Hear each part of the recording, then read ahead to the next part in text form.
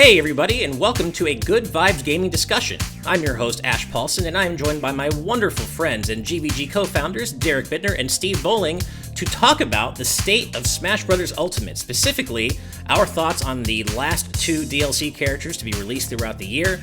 And this is kind of our first step in our weekly discussions that are going to be coming to the channel just going forward for good. We're going to be doing a weekly discussion on topics to be voted on by our patrons at the producer tier and above. So if you're interested in getting in on that action, you can check us out over on patreon.com/gvgaming. But with that said, let's talk about Smash. So, guys, I know all three of us have very strong opinions on who we would like to see make it into the roster as one of these final two slots that are coming up.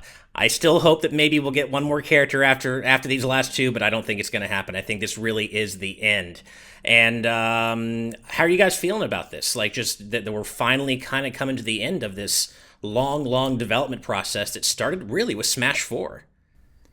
It's kind of wild that it really does feel like we're so close to the end. It came a lot quicker than I think any of us expected, because they said all the characters would be out by end of 2021, which, yeah, that's like, okay, there's a lot of breathing room there. It's probably going to take a little longer for them to come out. And no, they've been popping these out like crazy.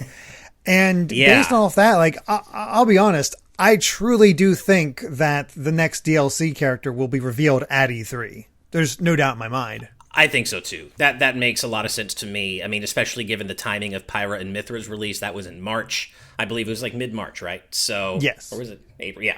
So I mean, it makes sense. It just given timeline-wise anyway. Even if there wasn't E3 in June, I do think we would probably get the next character announcement around June-ish anyway. So E3 serves as the perfect vehicle for that. But if it is an E3 reveal, that does carry with it certain expectations. You know, I don't think that they're going to use E3 to reveal, let's say, a Generation 8 Pokemon or something. I think it would have to be I would imagine to be a pretty hype third-party character, possibly. I mean, given that we got, Banjo-Kazooie and Hero at E3 a couple of years ago. So, yeah, are your thoughts aligned with mine on that, or do you think it could just be anyone, even just kind of a maybe less hype first-party character? Man, that is difficult. I've come to expect the unexpected with Smash reveals. Yeah. And that basically is a nice way of saying I don't think that there's any rules anymore. Though, like you said, last E3 that existed, we got Banjo-Kazooie, which was the hypest announcement, I think, of all of them. I'm not a huge Banjo fan, but, I mean, we were all in that room when Banjo I'll never forget it. and Kazooie got announced, and just that place blew up. And it's usually pretty freaking quiet, but to have that place, one of the quietest rooms in E3, just explode. That was wild. Yeah. Yeah, so the entire press room was just on fire. Not literally on fire, but people were so happy and jumping up and down in their seats, and you could hear all these little, woo, yeah, all right. But, it was a great moment. I mean, the crazy thing is, and I don't want to get too far off topic, but we're talking about the same direct where we got that Breath of the Wild 2 trailer. And people definitely popped off more for Banjo-Kazooie. Yeah. That's true. I'm like the one person screaming about Breath of the Wild 2. And well, you were watching the Japanese stream, so you were seeing things at different rates than us. So yeah. But it was definitely interesting to gauge the difference in reaction. So I feel like this is a roundabout way of saying that it would be wise of Nintendo to bring their A game for this next reveal, if it is indeed an E3 reveal. It would, but the question is, how far in advance did they plan this? Were they like, okay, despite the whole thing going on with the pandemic, is E3 still going to happen? Do we want to have a big thing for that, or do we want to just carry on as business as usual? And that's the big factor here, because they could have prepared for it, but I kind of doubt it. I kind of have a feeling, at least I get the sense that it's just like, it's business as usual. We don't really know what's coming up. So here's the character, and maybe it'll be big. Maybe it won't be. I truly do think the reason they had both Banjo and Kazooie and Hero revealed at E3 is because they knew that if Hero was revealed, no American would really care. It's like, really? That's it for your E3? But in the same flip side for Japanese players with Banjo getting revealed, it's like, all right, with some American character, maybe a few people got into it, but for the most part, these are two characters that don't have a lot of worldwide appeal in the same way for between Japan and America. And that, I think that was a nice solution. So both sides of the pond really got hyped. And I don't think we're going to get that again with like another, final two reveal, both of them getting revealed, and one's really good for the US and one's really good for Japan. But the other thing is, I don't know how many of these characters are going to be third party or Nintendo, because a lot of people are under the assumption that it's going to stick mainly to third party, but I don't know. We don't know. And I think that is the big question. I have been given this a lot of thought. And so I can't wait till we get into who we think is coming or who we want to show up, because I have like a trailer planned out in my mind. Nice. I do that a lot with the characters I want most. Of course, Sora, who's going to come up at some point, I'm sure. But Derrick, I think you touched on something specific there, and I think that's what's really exciting about this is that we really don't know. Like to my mind, all of the obvious first party choices now are in. We got our ARMS character. We got our Xenoblade 2 characters. You could argue that maybe a Generation 8 Pokemon is on the slate. I really hope not. I think that just would not be very exciting for the last two character reveals. But beyond a Generation 8 Pokemon, there aren't any obvious first-party characters to me that I can think of. I disagree. I disagree. It's not one that I don't think Nintendo hypes up that much, or maybe even consider. I don't. Who knows if there's anything in relation to it. But I do think Dixie Kong would get a pretty good reaction. I agree with that. Yeah, I think she would. I certainly would love to have Dixie Kong in the game, but is she a last two characters level of hype? I mean, remember, our last of the main lineup, I think, was Incineroar. Byleth. Well, and Byleth of the last DLC pack. They do not end on, this is the most hyped character. No, that's true. That's true. My problem with Dixie Kong, and I'm not a big Donkey Kong expert, so y'all feel free to stomp a mud hole in this idea, is that I feel like she'd be a great Echo instead of like a full-on character. I think there's enough functional differences between her and Diddy that it wouldn't really work as a Echo. I can see it. They might be able to adapt it, but it wouldn't feel like Dixie at that point. Yeah, because she has her hair that allows her to float through the air. She can attack with her hair. She in some of her animations or idle animations, she blows bubblegum. That could be incorporated into her moveset. I definitely get because she wasn't in DK64. She doesn't have any kind of fruit gun, right? So and that's true. And we also know that I believe it was either for Brawl. I think she was initially planned to be a partner character with Diddy, and for whatever reason, don't quote me on that, but I think that's what I remember reading on Source Gaming a while back. And for whatever reason, that was scrapped. But I do believe there were plans to make her playable in some form in Brawl, and it just fell through, and that hasn't happened since. But Steve, I see what you're saying in terms of overall, weight and appearance and the way she might just play in general. I could see what you mean about her being similar to Diddy, but I do think there are enough things that set her apart that they could build a unique moveset around her if they wanted to. So Dixie Kong, I guess, would be maybe the one other kind of obvious first-party character, but beyond that, though, I really can't. I mean, it's all coming up third-party to me, but I also don't want to assume that we're just getting more third-party characters because there's been no, as we said, there has been no pattern so far. We got a bunch of hyped third-party characters in the first Fighters Pass, and then it ended with Byleth. And I don't want to make it seem like first-party characters can't be hype, but it was an interesting way to end that Fighters Pass after a bevy of third-party characters. Mm-hmm. We actually pulled up Source Gaming's Mega Smash poll from even before Fighter Pass 2 came out. And they had this massive poll with all these votes going down. And the first character that popped up in votes, first-party character that popped up in votes, is actually number 9 with Bandana Waddle Dee of all things, which just makes me laugh. And that's hilarious. That's the funny thing is, that moveset would work.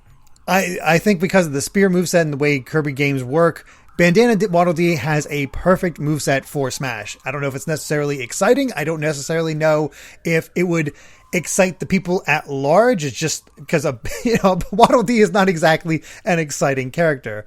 That said, number 12 is the next first party character, and that's Waluigi. And I was going to bring him up. That gets into another discussion. Do they take a character that was an assist trophy or is an assist trophy and make them a character as well. I don't know. Right. You know what I find interesting about that Waluigi theory is, though? Powerade just announced a Waluigi controller out of nowhere for seemingly no reason. And I hate to be the tinfoil hat guy, but it is a weird thing to license in the absence of any reason for Waluigi to get a dedicated controller other than the internet's general love for Waluigi, apparently. That is funny timing, and you know, the whole Waluigi thing has kind of become its own meme. There's like lore here because, so, you know, as we know, Sakurai kind of during the Ultimate hype phase when we were finding out new stuff about Ultimate, and Sakurai confirmed he was coming back as an assist trophy. He kind of poked fun or threw shade at Waluigi and his fans, saying something like, you know, well, just because you try hard doesn't mean you make it into the roster. And I mean, he just threw all the shade at Waluigi, and so, you know, that kind of got people thinking, well, no, he's just, you know, Sakurai doesn't want to. Not going to happen. Waluigi's just not on the table. But what if he is? What if the way this whole saga ends is that Waluigi is the last character to be added to Ultimate's roster via DLC, and that's how we end? We get one more third-party character and then Waluigi to top it all off. I can tell you, I would be massively upset personally. What are you going to do? I wouldn't be upset because it's hard to be upset when Smash already has every other character I want except for Goku and Travis Touchdown. Right. But upset in context, yeah. Yeah, for sure. It's definitely not the note I'd want Smash to go out on. That's for sure. But man, I feel like I'd be happy for the fans, though. I legitimately would be happy for Waluigi fans. I'm not a Waluigi fan. I don't understand how he has fans. But like, he doesn't even have a personality, really. Waluigi is such a non-character. He kind of has developed a bit of a personality, at least the way Martinet describes it. And it's a weird thing where it's like he always thinks he's the best, but is it really like why isn't everybody treating me like I'm the best type of thing? It's a right. I would love to see an actual joke character in Smash. I feel like Smash doesn't have. I mean, Wario kind of, but I feel like there isn't a character who is actually like a bad fighter on purpose. Well, Pichu was in Melee, but then they made Pichu a lot better in Ultimate. I mean, I guess Pichu kind of still fills that role. Well, yeah, but I would argue that Pichu's fighting was unintentionally poor. I mean, I don't know. Well, I mean, they did it was make a very the rushed decision to make it development. hurt itself.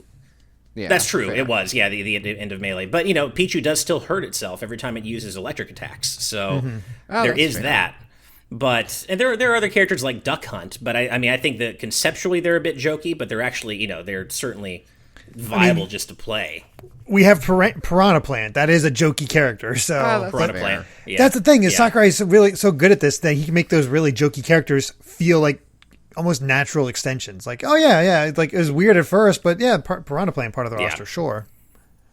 Yeah, I mean, I guess there is a potential that this could all end with Waluigi. It was all one long con by Sakurai after the blowback to, you know, Waluigi not getting in. And I would be happy for the fans. You know, I'm not one of them, but of course, yes, I'd be happy for the fans if that did happen. But that just seems like such a strange way to end things on. And I guess that just kind of brings me back to what I said before, is that what's so exciting here is that we really don't know what we have in store. I mean, I'm almost glad that we got Pyra and Mithra when we did, because that kind of checked off that kind of semi-expected, okay, Xenoblade 2, that was one of the games that came out in that really bad period for getting into Ultimate's initial roster along with ARMS. So we got both those games now.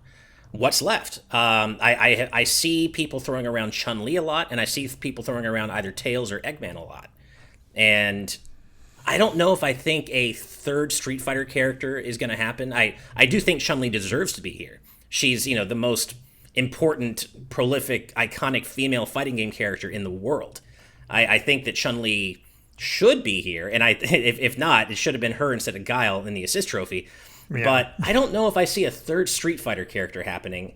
But Tails or Eggman, now that's a different discussion, and one that I'm highly interested in.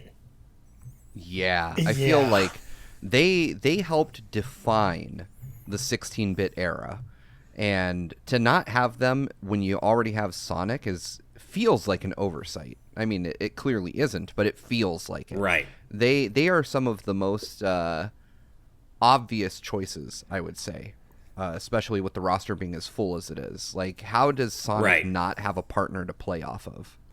Right. I mean, even going back to EGM, when they made that joke thing for, I think it was Melee, like the April Fool's Day prank, it was not just Sonic, it was Sonic and Tails. They are kind of a pair in the same way as Mario and Luigi, so it makes sense from that lineup. And conversely, Dr. Eggman kind of plays up into the whole increase in villains we've gotten this time around. That's also true.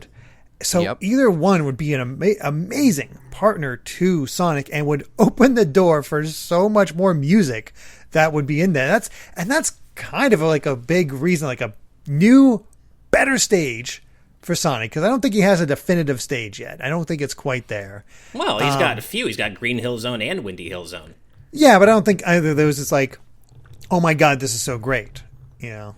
Okay. I actually personally love both, but I hear you. I like Windy Hill more than Green Hill, but I don't know. Small. I feel like like I think I don't know. City Escape could be a fun one, or there's tons of Sonic stages out there. Death Egg Robot. If we do get Death Egg Robot, have his own Death Egg Robot stage. Yeah. Ooh, that would be kind of so good. Oh, they can make it like incorporate the whole Death Egg falling into the Angel Island from Sonic 3. And that would be like cool. A traveling stage of it lifting back up into the sky and having that whole sequence, or something to that effect, or go balls out and have Sonic Unleashed opening as a setting with that whole space Square thing. Yeah. Mm-hmm. So you were saying Sonic Unleashed. Yeah, I was thinking Adventure. Yeah, so that's true. That could be cool too. There's you could do the Hidden Palace, like Sonic 3 and Knuckles Hidden Palace Emerald Altar. Like that, like with the art in the background that shows like Sonic fighting, Super Sonic fighting Eggman. There's so much they could do, and I feel as though you're right, Derek. Especially with the music, like Tails or Eggman would serve kind of a similar function to Sephiroth, right? In the sense that not only is the character itself super great, we got Sephiroth, but he also served as a vehicle to get us a bunch more music from Final Fantasy VII, and and Advent Children and such. And same thing with Sonic. It's not quite to the same extent because we do have, a good, bit of music from Sonic, but it could certainly be more. And we're missing out on remixes. I think that's the big thing. Right. Yeah, exactly. So it would be kind of a cool way to bring things full circle, too. I mean, obviously, Snake was the very first third-party character to be added to Smash, but Sonic wasn't too far behind him, and he was, Sonic was one of the first series to be added, third-party series to be added to Smash, and to bring it back full circle with another Sonic character for one of the last two Ultimate Fighters could be an interesting way to go. And He's the one that makes sense. I think so. And I mean, Tails is, after Luigi, Tails is the most iconic player too, right? The buddy, the best friend, the sidekick. Yep. Tails is that character after Luigi. And I think it would be, as I think it was you said, Derek, the EGM joke, it was Sonic and Tails. They're a pair, man. You can have one without the other, but I'd rather have them both. And just personally speaking, if we did get Tails, I would be over the moon excited about that. Mm-hmm. Yeah, I agree 100%. I want to put out my own theory. It's not a theory. It's a wish. For those of you that have never heard me in a Smash discussion, everything I say is 100% wrong. So I don't know anything. I'm not predicting anything. I'm just telling you what I'd like to see. So this is what I envision for like my probably most hype delivery of an announcement, right? Mm-hmm. Beat for beat, we get the Richter trailer, right, where Luigi's going through Dracula's castle, getting spooked, right? Mm-hmm. I mean, shot for shot, beat for beat, same stuff is happening. And then Luigi encounters Death, right?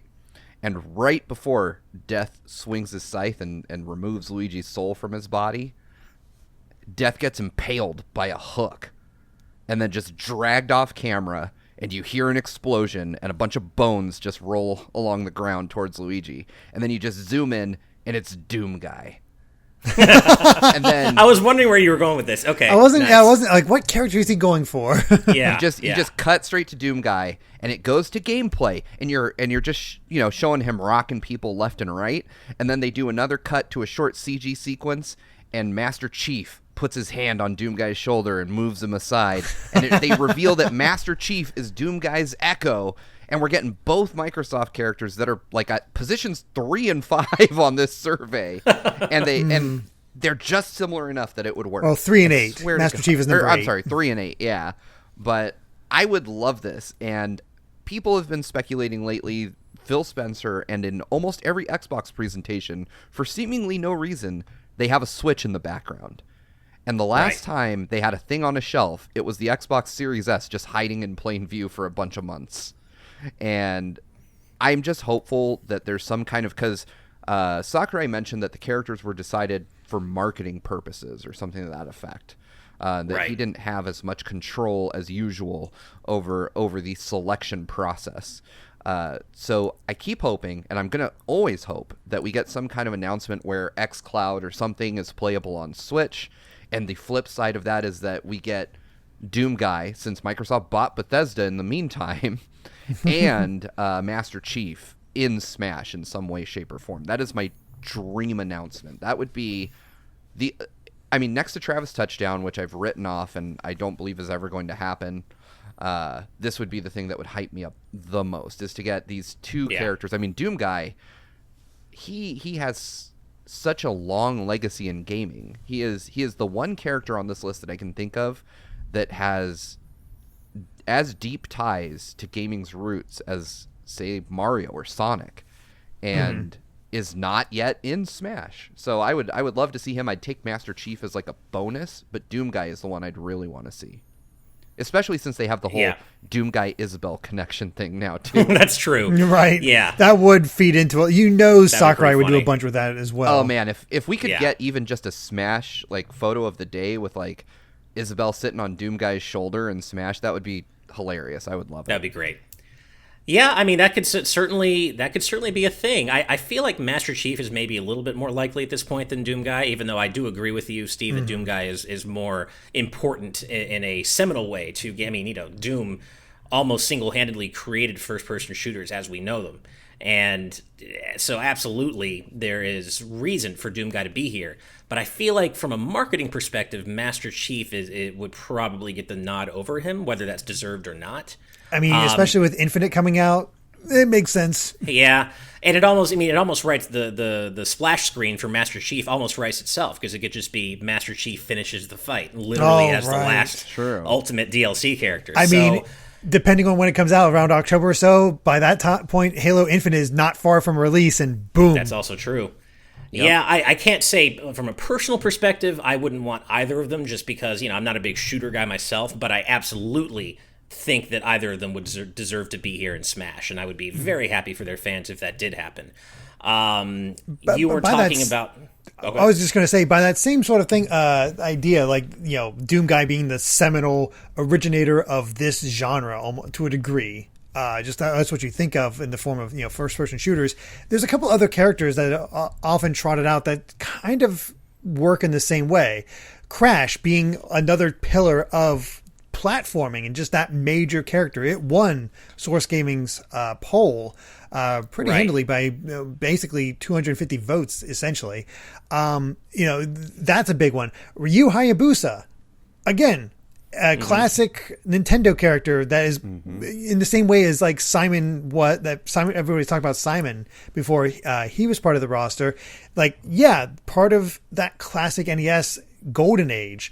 And I maybe it's just John infected my mind, but Arl from Puyo Puyo, which did make number 20. Like only 1 point off from tying with Ryu as in place for this, again, Source Gaming poll. And it's like, I kind of get it too, getting that puzzle representation in there, which we really don't have. So there's a lot of different directions we could go. Yeah, I mean, by that same token, if we're talking about Arl, we could also bring Rhythm Heaven into the conversation. But I think we're way past the point of a Rhythm Heaven character getting into the game. It was going to happen for Smash 4. They got scrapped. We don't know why. It's a shame. But I think we're probably past that point. And that also brings me to Crash. Like, I do wonder, Crash was so the favorite to be added for a while because of kind of like the resurgence of Crash hype around Crash 4. But I wonder if that moment is past. And I wonder if Crash really isn't going to happen at this point. I feel like Crash, if it was going to happen, would have happened around the launch of Crash 4. Mm-hmm. And I feel, especially, we have a Switch version of that now too. Right. So I feel like that would have happened. The one thing I feel like we're not necessarily ignoring, but I'm surprised we haven't discussed yet, is Monster Hunter. Right. I feel like there is a lot of room for a Monster Hunter character to appear in Smash. Well, I thought so too, and they were kind of one of my top predictions until the Monster Hunter Mii costumes came back in the most recent update, and that, to me at least, takes Monster Hunter off the table. I think if they were going to do a character, they probably would have introduced a Monster Hunter actual fighter before bringing back, some of its most iconic armor in the form of Mii fighter costumes. I would normally completely agree with that, if not for the fact that Monster Hunter Stories 2 is coming out. Right. And that has actual, static established characters. And that would be a great way to get people to pick that up, or, fans of that to pick up Smash. I could see Capcom wanting to draw traditional Monster Hunter fans into the Stories series, while also exposing non-Monster Hunter fans to the franchise via Smash, like they did with Rathalos as a boss character. Right. Well, and I think that's also an effective way. If you go the Monster Hunter Stories route and have a character from that or the main character, I don't know enough, but I know that both of them involve a young Rathalos. Having a Rathalos at your side fighting in this would be pretty hype for Monster Hunter fans. Not only have that, I can almost imagine being able to switch between the weapons, because there's a ton of different weapons available for Monster Hunter. Having those represented through specials, and then either the final smash or some bit of the special, maybe the recovery, I don't know, involving that baby Rathalos or young Rathalos. That would be a unique way and get people hyped for Monster Hunter Stories too, if that was the plan. Again, it's hard to tell how much it ties into marketing and whatnot, because again, we got Persona 5, we got Joker with nothing involving Persona on the Switch. Except for Strikers, but still. Except for Strikers, which was 2 years later. Yeah, so. Exactly. Yeah. Yeah. Oh, I was just going to say, like I said, there really are no rules when it comes to this. It's nice to try to read tea leaves and make predictions. It's a lot of fun to do it. But, yeah, I feel like every time I'm sure, Ash, you and I were so sure that Crash was coming. Oh, it was me. Right. That was the two of you, yeah. That's right. I remember missing that and being, horrified, thinking, oh my god, was there a leak? Is it really going to be Crash? Damn it, that's not who I want, but I'm happy for his fans. And then it ended up not happening. Mm-hmm. Yup. Speaking of Capcom, there's another character here that is always part of the conversation that would make a lot of people happy, I think, and that is, of course, Phoenix Wright. He's number 10 on Source Gaming's poll. And, he's been in a fighting game before. He was in Ultimate Marvel vs. Capcom 3 as kind of a joke fighter, but he was still hilarious to watch and play as. And I do think that he would fit Smash's whole aesthetic and Smash's whole vibe very well. But I just wonder if he's big enough at this point to make it in as one of the last two characters. We do have the Great Ace Attorney Chronicles coming. So there is a tie-in potential there. I know that's obviously not Phoenix himself in Great Ace Attorney, but still, there is a possible for a tie-in there. But how are you all feeling about Phoenix's chance at this point? Because he's he has stuck around in the conversation for a long time. Man, I feel like he does not have the potential to have a really good move set that would work within Smash. I feel like I look at his Marvel vs. Capcom moveset, which involved a lot of word bubbles and flashy on-screen things, and I feel like that would make an already busy game a little too busy, and I'm also not sure how you would have him fight otherwise. That's the tricky part, is how you make him fight otherwise, and I never want to say there's no way for a character to work in Smash, because even back in the original, we got Captain Falcon and Fox, two characters who at that point had never been outside of their cars, their vehicles. Yep. Right. And yet we have a fully functioning moveset that's just iconic with them at that point. Right. And since then, we've gotten all sorts of wacky characters like Mr. Game & Watch, whom you never would have expected to appear in a game like Smash, or Duck Hunt, or Steve, right? Steve and Alex. Yeah. I mean, so there are ways, certainly. I think Phoenix Wright, in terms of having a weird moveset, that's certainly a challenge that Sakurai could overcome. But I just wonder if that ship hasn't sailed for Phoenix at this point. And I'm kind of feeling the same way about Shantae. I am a huge proponent of Shantae in Smash, but I think that if we were going to get her as an indie rep, it would have happened already. And I hate to say that, but I do kind of think Shantae's window of opportunity has maybe passed. You know who I think we're as I look further down this list, number 17 on the list, 2B from Nier. I could definitely see that happening. Especially because Nier is becoming so much bigger. It is, but that also the one thing I make question is how many characters from each company would get put in other than Nintendo. Like, we've already gotten Sephiroth. I think that makes Sora and 2B very difficult to get in. Yeah, and I that's the thing is, of course, I was going to mention Sora at some point. Obviously, everyone knows at this point he's my number one most wanted at this point. He's like my last plausible dream character who hasn't gotten in. We've heard the same rumblings everyone else has about apparently Nintendo did approach Disney and Disney said no, or they wanted too much money. Who knows what actually happened there?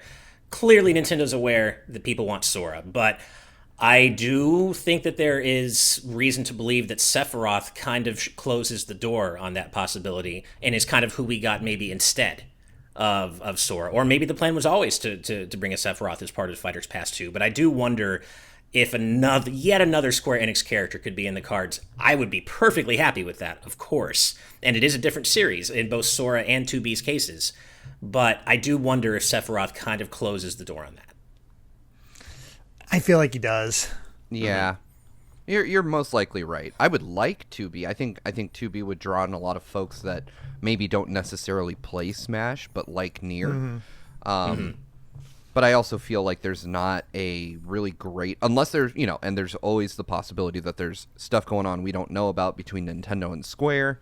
But I don't really think we're going to see like Nier Automata on the Switch this year, or a Nier game in general. Agree. So I would say if we were talking Nier, from a marketing perspective, I would see Kaine being added first because Nier. No way would Kaine get in. Not if blanking on name. If good boys and girls, no way does Kaine make it out with that outfit. Well, that's fair. That's true. Oh, Mai Shiranui, yeah, Mai.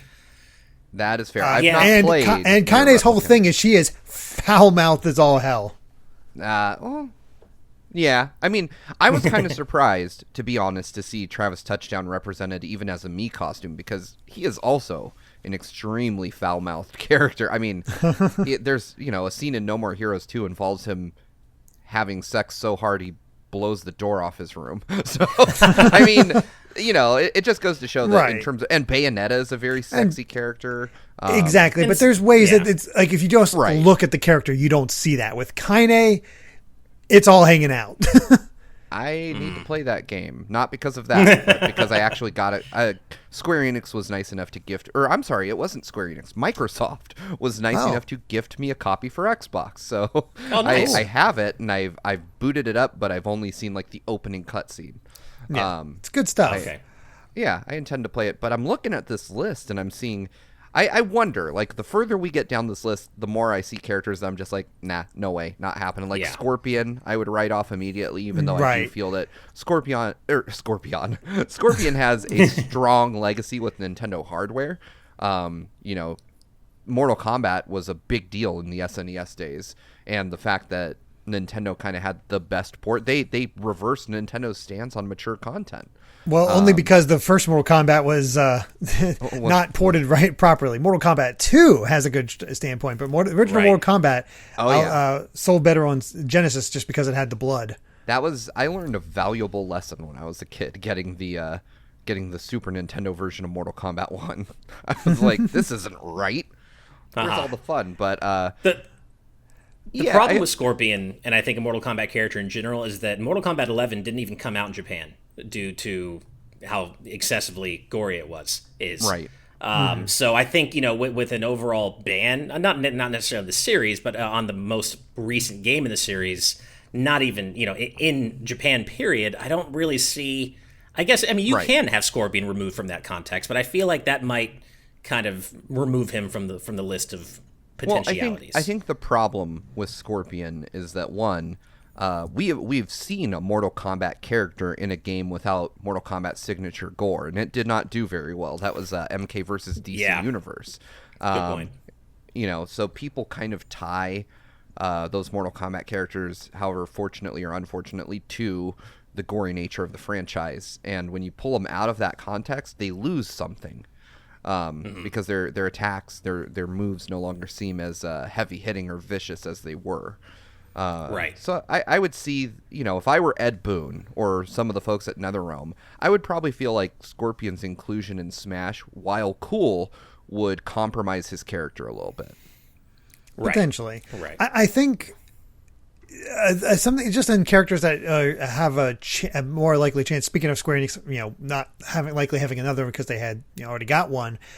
It's very odd that Bandai Namco hasn't gotten more representation. Exactly what I was going to mention. I really feel that they're due for one. I honestly think we're going to get one more Nintendo character and one more third party. And I think my gut at this point is more that if it's not going to be a Sonic character, I think it's going to be somebody from Bandai Namco. And the question is it from Tales? Is it from the Tales series? So is it Tales of Tales? Or do we get the Hope Beyond Hope for Klonoa? Probably more likely Tales, honestly, especially with no way Arise, in hell it's going to be Klonoa. I would be so happy. I would cry tears of joy, but there's no way it's going to be Klonoa. I mean, I guess there is a very remote possibility, but if we do get another Bandai Namco rep, I feel like it almost, especially because Tales of Arise is coming out soonish. I mean, Lloyd has been in the conversation for most wanted Smash characters forever at this point.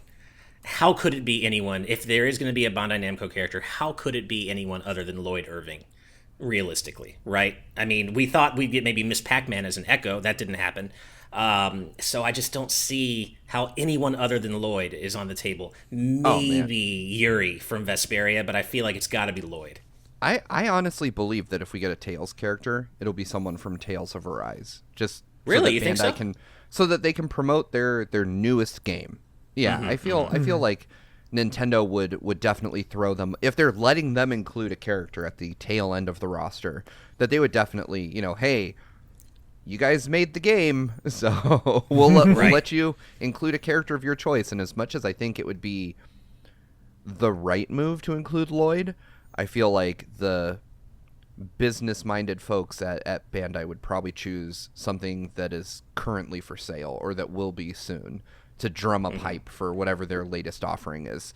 And I'm looking at the characters from Tales of Arise. I think they look great. I believe that they could work pretty well in Smash. I know nothing about them, but I would be happy to see, I wouldn't be happy insofar as, I would much rather get Klonoa. That's my dream Bandai Namco character. But I would be happy that Bandai Namco just gets some shine after all the hard work they've done on this game. Mm-hmm. Because you could throw out like Tekken, but I just don't see Tekken making it in. Tekken for me is kind of similar to Mortal Kombat insofar as just the characters and the way they fight doesn't feel like it would fit right within Smash. But then again, if you had asked me about... But they do have that silliness. Yeah, if you had asked me about Ryu before Smash 4, I probably would have said the same thing. That's true. I mean, their Heihachi is obviously a very popular character. Almost kind of serves as a bit of a mascot for Bandai Namco in general. So, he's certainly on the list here. He's far down a little bit, but he's number 39, but he's on the list. And Heihachi has been someone who people have thrown around about Smash characters for a while now. So, one thing, and not that I think she has even a ghost of a chance, but I am happy to see that Amaterasu from Okami is number 27 here. That's like really high for her to be. And I would be so happy if that ever happened, but of course it's not. It's funny, ironically, we already talked about Monster Hunter and Phoenix Wright, but there is another Capcom character that I don't think is going to get in because he's already an assist trophy, but people have said they want, and I promise I'm not saying this just to get the usual Mega mention in there, but Zero. People have said for a long time that they want Zero in Smash, and he would make for a great, companion / foil to Mega Man. Obviously, X would be cooler to have, but, you don't need to have Mega Man and X in the game. So... I don't think it's going to happen because he's already an assist trophy. But if he wasn't, I would say Zero would be kind of in the conversation a little bit. But it'd be more interesting. It'd be a more interesting Zero if it pulled from the Zero series. Probably not because that's not the iconic Zero. Yeah, but I just don't see it really. You know what I would really like if we're talking about drawing from the well of Mega Man characters, the main character from ZX, so where you could just switch forms on the fly. Oh yeah, that would be biometals. Cool from a gameplay standpoint. But yes, that would be neat. That character's just not iconic enough. Oh yeah, no, it'll never happen. Nobody cares about that character, which is kind of where I'm at with Mega Man EXE as well. I would prefer him to a whole lot of other Mega Man characters, but again, he's not popular enough. It would never happen. Actually, Mega Man EXE himself is a lot more popular than you might think. I think people would. I think at this point, because we already have classic Mega Man in the roster, and that's obviously the Mega Man most closely associated with Nintendo. I think that takes a bit of the shine off Mega Man EXE himself. But people love that iteration of the character, and I think if somehow base EXE got into the roster, I think people would be super hyped for that. But Battle Network continues to endure, and people have a lot of love for that version of the character, including myself. But I do agree with you, Steve. I don't think that's going to happen for any number of reasons, especially because we already have, the classic, most well-known version of Mega Man already here. Yeah. And speaking of Capcom characters, the one that placed the highest in this this Source Gaming poll was actually Dante. And right. The Devil May Cry games are on the Switch now. But yeah, I feel like the window of opportunity closed on that, though. Yeah. I mean, it would be really cool to have a chance to have Dante versus Bayonetta. That would be just kind of fun for those fans.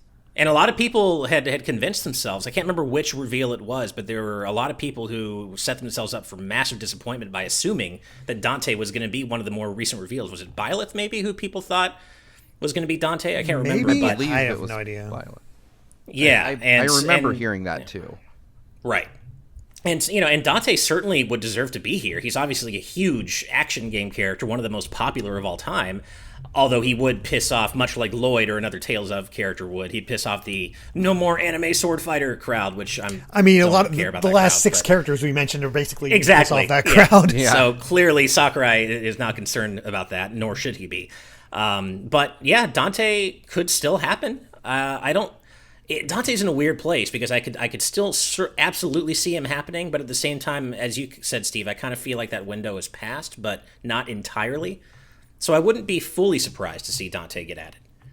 But I don't know. When it comes down to it, I think, it's exciting to talk about all these because I've reached a point with Smash predictions and speculation where I feel like any name we threw out today could possibly be it. Mm-hmm. Yeah. That's the thing. We don't know. There's no pattern. We've said it every time, and every time we fall into the trap of, there's a pattern. There's this thing going on. This could tie into this. And no, it does not matter. It really doesn't. Rules. Like, why is Sephiroth there? Like, when was Sephiroth came out? Final Fantasy VII Remake isn't coming to the Switch. It's just a thing. Banjo-Kazooie never came to the Switch. It's just a thing. And I think that it really comes down to is it's just who knows what it could be. And I mean, I see a name one here I never thought of and would be kind of cool, but I don't think it'll actually happen. Number 30 on this Source Gaming list, Porky from Earthbound. Oh, wow. Oh, man, imagine getting another Earthbound character. Yeah, getting another Earthbound character of all things and a villain.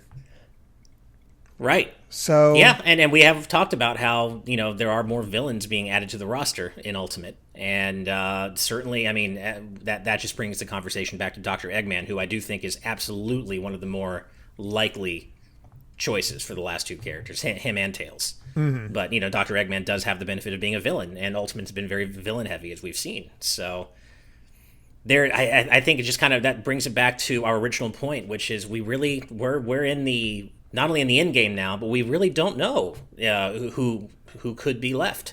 And there are so many possibilities, and ARMS and Xenoblade 2 are already in, so where does that leave us? I guess going back to the first party conversation for a brief moment, how are you feeling about the possibility of a Generation 8 Pokemon? Do you think that's still on the table? I don't. Yeah. I go back and forth on it. This isn't going to happen, but you know what I would much rather get than a Gen 8 Pokemon? I would rather get Todd from Pokemon Snap. Can you imagine? Have him use like his camera and his flash to blind you or something, and then like wild Pokemon can come attack you. Like Pokemon Trainer, but more fun. Like you're not controlling the Pokemon. You're controlling the trainer himself, which I would... Yeah. I mean, it won't happen, but it'd be a funny character to play as. That would be hilarious. I think there's a chance we could still get a Gen 8 Pokemon. I really hope we don't. I just don't think that would be, at least personally, that wouldn't be very hype for me. I, of course, would be very happy for all the Sword and Shield fans out there. But I don't know. I feel like maybe the window has passed with Sword and Shield and its DLC already having been out for quite a while now. And I just, If we get a Gen 8, and I'm just going to say this, because one, I think a Gen 8 Pokemon will disappoint a lot of people, but I think they would double down on it, and it would be Score Bunny. No one wants a fire Pokemon. No one wants Score Bunny. We just already got Incineroar, though.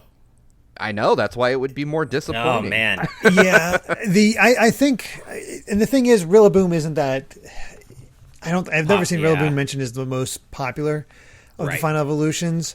It could work, but it also kind of feels like DK at that point. You got a big monkey that uses drums. Yes. It's DK. Yeah, true. A more interesting choice is Toxtricity, who is a popular pick, has the new Gigantamax form for Final Smash, and is a poison electric type. We've had two electric types thanks to Pikachu and Pichu, but still the poison typing makes it a little bit different.